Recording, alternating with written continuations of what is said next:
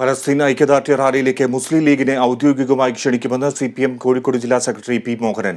മുസ്ലിം league നേതൃത്വത്തിന്റെ പരസ്യ പ്രതികരണം തുറന്ന മനസ്സോടെ CPM സ്വാഗതം ചെയ്യുന്നു. അതിനെ സംശയദൃഷ്ടിയോടെ കാണേണ്ടതില്ല. എല്ലാവരും ഒരുമിച്ച് നിൽക്കേണ്ട സമയമാണിതെന്നും അമേരിക്കൻ പിന്തുണയോടെ ഇസ്രായേൽ പലസ്തീനിൽ നടത്തുന്ന അധിനിവേശം ആർക്കും അംഗീകരിക്കാനാവാത്തതാണെന്നും മോഹനൻ പറഞ്ഞു.